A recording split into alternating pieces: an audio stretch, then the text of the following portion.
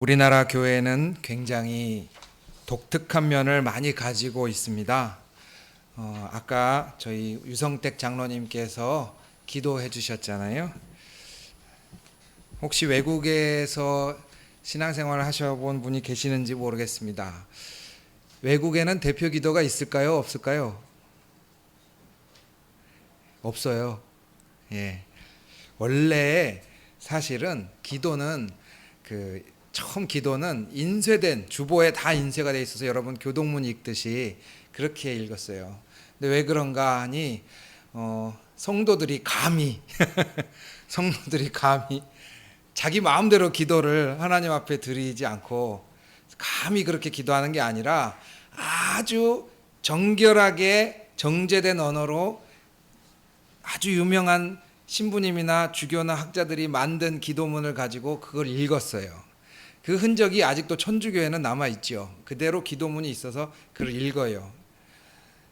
근데 저희는 기도를 하잖아요. 이게 언제부터 그렇게 됐나 하고 보니까 저희들이 그 대부흥 시기에 1907년 대부흥 시기에 막 부흥회를 하는데 그 부흥회의 특징 중에 두 가지가 있었습니다. 하나는 죄를 고백했어요.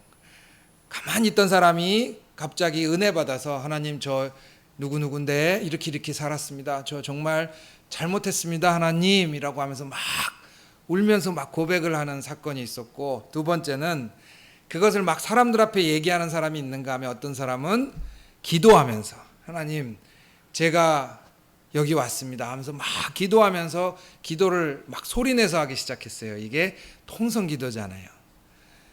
이렇게 기도의 물결이 막 일어나는데 문제가 약간 어려움이 하나 있었습니다. 그 어려움이 뭐냐면 대부분 예배를 인도하던 사람들이 외국인 선교사였단 말이죠. 그러다 보니까 사람들은 막 기도를 하고 싶은데 선교사는 아직 한국말이 서툴잖아요. 그래서 성도 중에서 장로님이나 이런 은혜 받은 분들이 일어나서 기도를 했어요.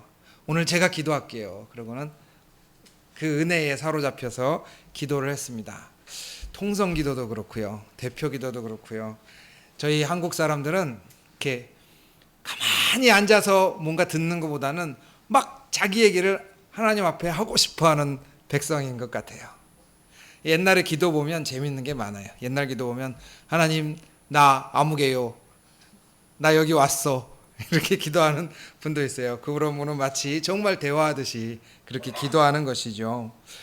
이런 한국 사람들의 신앙에 굉장히 능동적이고 우리가 뭔가 이렇게 막 가만히 앉아 있는 것보다 막 고백하는 것을 좋아하는 그 풍토 가운데 또 드러나는 것 중에 하나가, 저희들은 외국 사람이 와서, 그러니까 선교사가 와서 교회를 세워서 시작한 민족이 아니에요. 천주교도 그렇고, 천주교에서 처음 세울 때는 우리 아시다시피 소현세자가 천주실이라는 책을 들여와서 막 그거를 연구하다가 거기서 막 신앙이 생겨서 믿게 됐고요. 또 개신교 우리 언더우드 선교사가 와서 복음을 전했다고 하는데 그 사람들 처음에 우리 땅 들어왔을 때 한글 성경을 갖고 들어왔어요. 놀랍죠?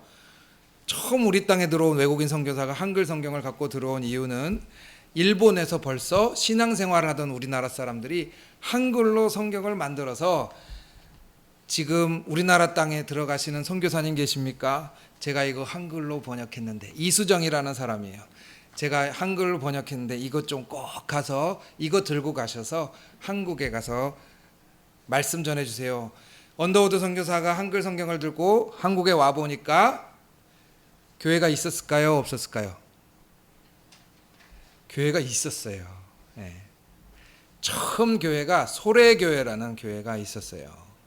그러니까 놀랄 노자죠. 우리나라 민족의 특징이에요. 우리나라 민족은 누가 막 이렇게 끌어주고 도와주는 것보다 내가 고백하고 내가 먼저 나가고 자기가 적극적으로 나가는 신앙을 저희들이 사실 갖고 있어요. 굉장히 화끈한 뜨거운 민족이라고 할 수 있습니다. 그런데 오늘 여러분이 이제 읽으시게 될 로마서에 나오는 이 로마 교회도 특징이 하나 있습니다. 특징이 뭐냐면 신약 성경의 반 가까이를 쓴 사람이 누구냐면 사도 바울이에요. 사도 바울은 간 데마다 교회를 막 세웠는데 사도 바울이 가지도 않았는데 교회가 있다는 소식이 들려왔어요. 안 갔는데, 마치 한국처럼 가지도 않았는데 교회가 섰다는 소식이 들려오는데, 그 교회가 바로 당시에 가장 큰 제국의 수도였던 로마 교회가 자생적으로 누구 도움 없이 스스로 서 있다라는 소식을 바울이 들었습니다. 이 사람들이 언제부터 이렇게 교회를 세웠나 하고 성경을 찾아보니까 사도행전 2장 10절에 보면 로마에서부터 온 사람들이 있어요. 로마에서부터 온 나그네들이 있었는데, 그 사도행전 2장 10절에 로마에서 온 나그네들이 어떤 일이 생겼냐? 마가의 다락방에서 성령을 받아요. 어떻게 보면은 예루살렘에 그냥 뭣도 모르고 오순절에 그냥 와서 뭣도 모르고 와 있다가 마가의 다락방에서 성령을 받아요. 하나님의 일하시는 게 참 놀라워요. 우리나라도 사실은 뭐 누가 예수 믿으려고 믿었겠습니까? 처음 예수 믿은 사람들은 주로 어떤 사람들이었냐? 통역관들이었어요. 통역관이니까 외국에 왔다 갔다 하다가 이게 뭐야? 그리고 이렇게 책을 읽다가 이거 성경이네. 이거 하나님에 대해서 믿는 책이네. 또 어떻습니까? 평안도에서 대동강변에서 창에 찔려 죽은 토마스 선교사가 어떻게 죽으면서 성경책 딱 주니까 뭐라 그래요? 그 성경책을 이거 좋은 종인데? 그러면서 이거 찢어서 방에 벽지로 다 발랐는데 자다가 누워서 읽다가 예수 믿은 분이 장로님이 되잖아요. 하나님 일하시는 게 참 놀라워요. 예수 믿으려고 계획한 사람이 하나도 없어요. 누가 그렇게 하겠어요? 하나님밖에 할 수 없어요. 로마도 마찬가지예요. 사도행전 2장 10절에 나온 이 나그네들이 성령을 받고 나서 자기네 동네인 로마로 돌아가서 거기서 교회를 세웁니다. 그런데 이 로마 교회가 자생적으로 서다 보니까 사실은 두 가지 소식이 들려와요. 하나는 잘 몰라요. 처음에 우리나라에 신앙생활하던 사람들이 목사가 있었어요? 없었어요. 목사가 없었어요. 그냥 모여서 예배 드렸어요. 직분이 뭔지도 모르고 집사, 장로 이런 거 하나도 모르고 그냥 모여서 예배 드렸어요. 그럼 그 예배는 어떻겠어요? 요즘 같은 형식이 아니었겠죠. 이랬다고 합니다. 그냥 모여서 하나님 감사합니다 하면서 서로 기도하고요. 서로 집에 있는 거 뭐 감자 같은 거 나눠서 먹고요. 그리고 또 성경 보다가 이거 좋지 않냐고 그러면서 성경 나누고요. 이게 다였어요. 로마도 마찬가지였어요. 인도자가 없다 보니까 흔들흔들 하면서 어쨌든 잘 모르는 사람이 그냥 모여 있다고 해요. 그런데 거기 교회가 섰다고 합니다. 두 번째 어려운 게 뭐냐면 당시의 로마 황제 이름이 클라우디오라는 황제인데, 이 클라우디오 때 역사를 쫙 보니까 교회가 어려움이 있었어요. 어떤 어려움이 있었냐? 첫째는 유대인들이 기독교인들을 막 고발했어요. 뭐라고 고발했냐? 정부 당국에 뭐라고 고발했냐? 예수 있죠? 예수는 십자가에 죽었잖아요. 로마 정부에서 십자가에 매달아 죽인 반란군의 수괴가 예수인데 반란군의 잔당들이 지금 이 로마에 있어요. 이렇게 고발을 한단 말이에요. 모여 있어요. 그러니까 사람들이 무섭잖아요. 아니 반란군의 잔당들이 로마에 지금 모여 있다고 이렇게 고발을 막 하는 거예요. 두 번째는 로마 정부에서도 그 사람들을 찾아내서 색출하려고 하잖아요. 양쪽으로 막 박해가 일어나고 있다는 소식을 바울이 듣습니다.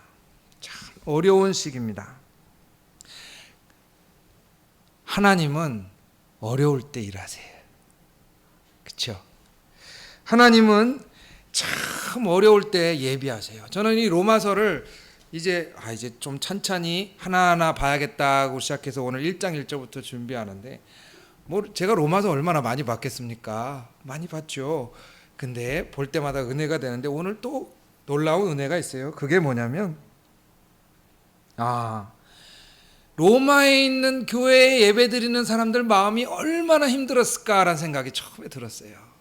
목사님도 안 계셔. 주변에서 막 우리를 미워해. 경제적으로 또 얼마나 어려웠겠어요. 기독교인으로 산다라는 건 당시 기록을 보면 내가 기독교인으로 살아간다는 건 직장 생활을 포기하는 거예요. 왜냐하면 당시에 사업을 할래도 그렇고 직장을 다닐래도 그렇고 맨 처음에 시작하는 게 뭐냐면 황제한테 예배드리고 시작했어요. 황제한테. 주님, 아니 황제님, 원래 주님이라고 불렀지만 황제님, 저 이제 사업 시작합니다. 잘 봐주십시오 하고 단체로 가서 고사를 드리듯이 그렇게 기도를 했어요. 그런데 기독교인들은 안 했단 말이죠. 그럼 어떻게 되겠어요? 너 나가. 우리 마을에서, 우리 상가에서 당신은 장사 못해요. 당신 그렇게 하다가 우리까지 도매금으로 넘어가면 어떡해요? 기독교인들은 그런 삶을 살았어요. 옛날에 제가 잠깐 파키스탄에 있었을 때 저랑 같이 일하시던 분이 크리스찬이었어요. 현지인 크리스찬. 근데 그분이 갖고 있는 신분증이 참 저한테 감동이 됐어요. 그게 뭐냐면 이 파키스탄이 아주 강력한 이슬람 국가입니다. 그래서 국기를 보시면 파키스탄 국기에 초생달 모양이 있어요. 터키도 그렇고 이 초생달 모양이 있는 데는 이슬람 국가라는 뜻이에요. 근데 이분이 신분증을 이렇게 저한테 보여주셨는데 사진 밑에 십자가가 이렇게 그려져 있어요. 우리로 말하자면 주민등록증에 십자가가 있어요. 그래서 이게 뭐예요? 그러니까 이거는 내가 크리스찬이라는 뜻입니다. 그래서 신분증에 십자가를 그려놔요? 이거 가지면 어떻게 돼요? 뭐 좋은 거 있어요? 아니면 이거 혹시 이슬람 국가니까 뭐 괜히 괴롭히는 거 아니에요? 이게 있어야 교회를 갈 수가 있어요. 신분증에 십자가 표시가 없으면 예배를 드릴 수가 없어요. 그래서 십자가 표시를 받는 거예요, 신분증에. 근데 어떻게 되겠어요? 당연히 짐작할 수 있겠죠. 내가 신분증에 십자가 표시를 받으면 주일날 교회는 갈 수 있지만 내가 이걸 갖고 취업하기가 보통 어려운 게 아니에요. 그래서 제가 거기 파키스탄에서 별 2개짜리 분을 우연히 만나게 됐는데, 별 2개짜리 분이 아주 이슬람에 대해서 깊이 신앙심을 갖고 있는 분인데 저한테 넌지시 그렇게 물어봤어요. 저희 나라 크리스찬들은 도둑질도 많이 하고 거짓말도 많이 하고 정말 못 살아요. 근데 저보고 선교사라고 불렀는데, 선교사로 오신 거 다 아는데 그렇게 가난하고 못 사는 사람들 믿는 종교를 왜 우리한테 가르쳐 주려고 그래요? 이렇게 물어보시더라고요. 사실은 크리스찬으로서 산다는 게 교육도 못 받고 경제적으로 하락할 수밖에 없어요. 그 나라에서는. 그게 오래 계속되니까 어떻게 돼요? 교육을 못 받으니까 범죄율도 늘어나고 가난하고. 그런데도 이분이 신분증에 나는 십자가를 받겠다는 거예요. 참 어려운 시기이죠, 파키스탄에서. 근데 여기 있는 로마 교회도 마찬가지예요. 그리고 우리나라도 마찬가지였어요. 하나님이 이 가운데 계시다고 해서 상황이 잘 풀렸으면 좋겠지만 하나님이 일하시는 시작은 늘 어려울 때입니다. 여러분 꼭 기억하십시오. 근데 그 어려운 중에 하나님은 멈추시질 않아요. 멈추시질 않고 일하신단 말이에요. 이게 제가 받은 큰 첫 번째 은혜였어요. 로마 교회 교인들이 우리 교회 목사님도 없습니다. 하나님 우리 교회 그냥 평신도들끼리 모여서 예배드립니다. 하나님 어떻게 해요? 도와주세요. 잘 모르고 기도하는 그때 하나님이 사도 바울의 마음을 준비시키시는 거예요. 준비시켜서 저 멀리 로마에 있는 그 땅에 내가 갈 것이다. 저 멀리 로마 교회에 있는 성도들한테 내가 편지를 써서 내가 믿는 예수님을 좀 제대로 한번 가르쳐주고 싶다라는 마음을 사도 바울을 통해 예비시킵니다. 이사야서 55장 6장 8절 말씀을 제가 읽어드리겠습니다. 너희는 여호와를 만날 만한 때에 찾으라. 가까이 계실 때에 그를 부르라. 이는 내 생각이 너희의 생각과 다르며 내 길은 너희의 길과 다름이니라. 여호와의 말씀이니라. 하나님이 일하시는 방법은 가장 어려울 때 일하십니다. 그런데 가장 어려울 때 돈을 움직이시는 것도 아니고 권력을 움직이시는 것도 아니고 하나님은 사람의 마음을 먼저 준비시켜 주십니다. 오늘 설교 시간에 이 주제가 뭐냐면 로마서를 통해서 뭘 볼 거냐면 하나님의 사람들 안에서 하나님이 어떻게 일하시는지를 오늘부터 보시기 시작할 건데요. 첫 번째는 어려운 상황 속에서 하나님은 멈추시질 않아요. 마음을 준비시키세요. 그 기도가 그냥 없어져 버리는 기도가 아니에요. 하나님은 마음을 준비시켜서 그거에 합당할 만한 사람들의 마음을 오늘도 예비하시고 계세요. 여러분들이 하나님 어떻게 해요? 내 인간적으로는 도저히 어떻게 할지 모르겠어요 라고 할 때 저는 한 가지는 정말 담대하게 말씀드릴 수 있어요. 하나님 어떻게 해요? 라는 것도 기도예요. 저 죽겠어요. 이것도 기도예요. 하나님 속상해요. 저 눈물 나요. 힘들어요. 다 기도예요. 그 기도가 어디로 가냐고요? 하나님께서 사람들의 마음을 준비시키시고 계신다는 사실을 여러분들이 꼭 믿으셨으면 좋겠습니다. 두 번째는 이 로마서는 로마에서 쓴 게 아니겠죠. 로마로 보내는 편지니까 어디서 썼을까요? 예루살렘 막 거룩한 도시에 썼을까요? 아니에요. 로마서는 어디서 썼냐면 고린도라는 도시에서 썼어요. 고린도는 별명이 있어요. 그 별명이 뭐냐면 아프로디테의 고향이에요. 아프로디테는 혹시 들어보셨습니까? 아프로디테? 로마 신화에는 비너스라는 이름을 가진 신이에요. 근데 이 신은 미모, 아주 미의 신이에요. 미의 신. 근데 이 미의 신을 찬양하는 신전이 거기 있었는데 거기서 뭘 했느냐? 우리가 흔히 말하는 누구든지 오는 사람과 성관계를 맺었어요. 그게 이제 예배였던 거예요. 아프로디테 신전에 누구든지 오는 사람과 다 거기서 성관계, 자유롭게 성관계를 맺었습니다. 고린도라는 도시에 그 고린도라는 이름이 그냥 처음에는 고린도였는데 나중에 이게 고린도가 무슨 뜻이었냐? 성관계를 난잡하게 맺다라는 단어로 바뀌어요. 그러니까 고린도 그러면 도시 분위기가 어땠는지 알겠죠. 로마서는 거기서 쓰여졌습니다.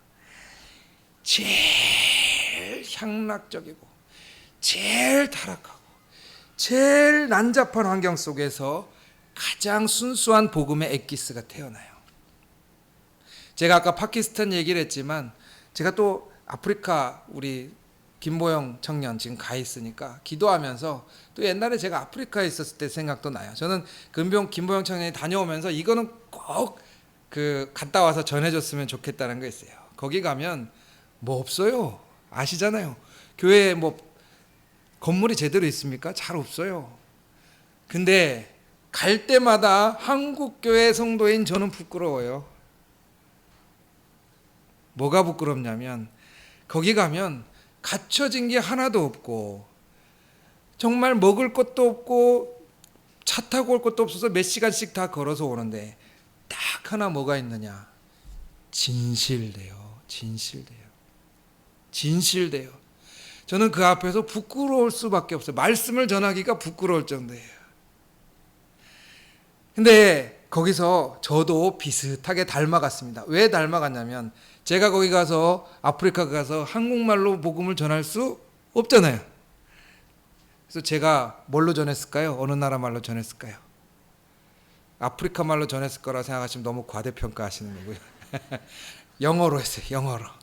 근데 제일 처음엔 설교는 못하고 영어가 서투니까 기도를 하라 그래서 기도를 했습니다. 기도를 하라 그랬는데 영어로 기도 제가 해봤습니까? 안 해봤죠? 뭐라 그랬냐면 오 마이 갓 가만히 있다가 마이 갓 땡큐 할렐루야 땡큐 여기서 시작했어요. 근데 여러분 하실 수 있으면 영어로 한번 집에 가서 기도해 보세요. 못하셔도 괜찮아요. 못할수록 기도는 더 진실해집니다. 영어로 한 달쯤 기도하니까요.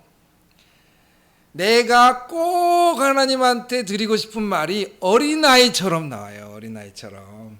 그전에는 뭐 천지를 만드신 주님 막 하면서 현란하게 기도하던 사람이 영어로 딱 기도하라 그러니까 땡큐 very much 땡큐 이렇게 시작하다가 할렐루야 하고 I 뭐 기도합니다 pray my heart 이렇게 막 이걸 붙여나가는 거야. 그러다 보니까 진실돼요. 거기서 진실한 크리스찬을 만나는 거는 참 큰 재산이에요. 근데 오늘 로마서를 읽으면서 여러분은 이 재산을 꼭 얻으셨으면 좋겠어요. 그게 뭐냐면 바울은 제일 신앙생활하기 어려운 곳에서 가장 엑기스라고 할 수 있는 복음을 말하고 있다라는 사실입니다. 왜 어떻게 이게 가능할까요? 저는 여러분들의 직장과 가정에서 이 질문을 해보셨으면 좋겠어요. 하나님, 바울이 제일 신앙생활하기 어려울 때 복음의 진수를 알았다는데 저희 가정은 지금 신앙생활하기 참 어려워요. 그런데 여기서 복음이 어떻게 능력이 될까요? 한번 질문해 보세요. 하나님, 저 직장 생활하는데 크리스찬으로 직장 생활하기 너무 어려운데 제일 어려운 이곳에서 바울은 복음의 진수를 깨달았대요. 어떻게 하면 우리 직장에서 복음의 진수를 깨달을까요? 이런 욕심을 내보셨으면 좋겠어요. 근데 여기 나오는 거 보니까 바울은 확신이 있었어요. 어떤 확신이 있었느냐? 택정이라는 말을 로마서 1장에 보면 쓰는데 택정은 뭐냐면 콕 집어서 불렀다는 거예요. 바울의 시작은 그거예요. 콕 집어서 불렀다. 그게 1장 1절 마지막에 보면 택정이라는 단어가 있지 않습니까? 콕 집어서 불렀다. 사랑하는 한강교회 성도 여러분, 여러분 한 명 한 명한테 물어보고 싶어요. 이 세상에 인구가 몇 명입니까? 근데 여러분을 콕 찍어서 부르셨다라는 생각을 잊어버리시지 않으셨으면 좋겠어요. 이 많은 사람 가운데 저 밖에 있는 사람 얼마나 많습니까? 그런데 콕 찍어서 나를 불렀단 말이에요. 바울은 여기서부터 시작되는 거예요. 그냥 내가 상황에 물 흐르듯이 그냥 엄마 아빠가 믿으니까 대충 따라서 주변에 그냥 내가 남편이 믿으니까 대충 왔구나, 이렇게 시작은 할 수 있으되 성경에서 말하고 있는 것은 뭐냐? 이 모든 것 가운데 너를 탁 찍어서 불렀다라고 하는 사실을 바울이 알아버렸어요. 바울이 알아버리니까 이게 자기의 정체성이 되는 거예요. 주변에서 나를 뭐라고 하는 많은 정체성들이 있잖아요. 저는 목사기도 하고 아빠기도 하고 어디 가면 동네 아저씨기도 하고 또 우리 동네 슈퍼 가면 저는 단골이라고 말하겠죠. 막 여러 가지 별명이 있을 거 아니에요. 여러 가지 정체성이 있는데 바울이 깨달은 정체성은 뭐냐? 내가 하나님이 나를 콕 찍어서 불렀다라는 사실 하나를 갖고 있으면 뭐를 이겨내기 시작한다? 신앙생활하기 가장 어려운 상황들을 이겨내기 시작하는 거예요. 가장 어려운 사람. 하나님이 나를 왜 불렀을까? 그 다음 생각했어요. 그렇게 생각하니까 바울이 뭐라고 생각하느냐? 하나님은 똑똑한 사람 쓰는 것도 아니고 힘 있는 사람 쓰는 것도 아니고 착한 사람 쓰는 것도 아니더라 라는 거예요. 그럼 하나님이 콕 찍어서 나를 부르신 이유는 두 가지예요. 그 중에 하나가 1장 1절 보시면 종이라는 단어예요. 종은 자기를 위해 사는 존재가 아니라 주인을 위해 사는 존재예요. 자기가 무슨 일을 해도 다 주인의 이름밖에 나지 않아요. 종은 자신의 생사를 주님 앞에 맡기는 존재예요. 하나님이 나를 콕 찍었는데 하나님이 나를 통해 일하신다라는 걸 바울이 자격은 없지만 자격이라고 말할 수 있는 게 한 가지가 바로 종이었다는 거예요. 나의 생사를 주님께 맡기신. 여러분, 나의 생사를 주님께 맡기는 존재가 되시기를 바랍니다. 나의 생사는 물질이 결정해 주는 게 아닙니다. 하나님이 결정해 주십니다. 단순하죠. 나의 생사를 맡기십시오. 둘째는 바울이라는 이름이라는 거예요. 그게 뭐냐? 바울은 원래 이름이 사울이었어요. 사울은 큰 사람이란 뜻도 있고 거기에 숨은 다른 뜻이 있는데 그게 뭐냐면 많은 것들을 요구하다란 뜻이 있어요. 이 사람 성격이 어땠겠어요? 세상의 큰 자가 되기 위하여 많은 것들을 요구하며 사는 사람이라는 거예요. 많은 것들을. 그러니 이 세상에 내가 성공하려면 필요한 게 얼마나 많겠어요? 학벌도 있어야지, 재력도 있어야지, 인맥도 있어야지, 권력도 있어야지. 그런데 예수님 딱 만난 다음에 사울의 이름이 바울로 바뀌었어요. 바울이란 이름은 또 두 가지 그 뜻이 있어요. 하나는 포기한다라는 뜻이에요. 하나님이 나를 왜 콕 찍어서 쓰실까? 그 이유는 나는 포기했기 때문입니다. 하나님을 만난 이후에 내가 사울이 큰 사람이 되기 위하여 내가 요구했던 것들을 포기하기 시작했어요. 저는 여러분들한테 이 세상에 있는 것들을 하나님 앞에 내려놓으시는 연습들을 하나님이 지금 자연스럽게 하고 계시는 시간이 이 시간이라는 것을 꼭 말씀드렸으면 좋겠어요. 교회 처음 나오는 사람은 뭐라고 얘기하는 줄 알아요? 일요일 아침 11시요? 힘들어요.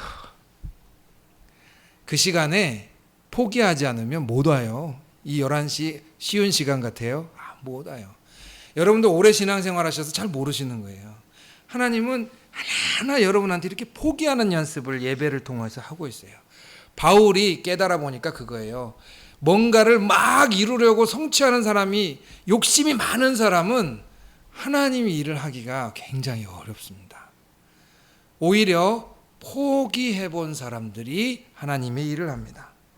바울이 알게 된 하나님의 자격이 바로 그겁니다.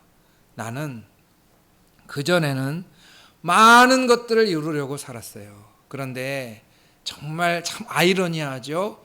하나님이 나를 쓰시는 게 훨씬 더 나은 거라는 걸 이제 깨달았는데, 나를 하나님이 쓰시려면 어떻게 해야 되냐? 생사를 주님께 맡기는 것과, 두 번째는 포기할 줄 아는 거예요.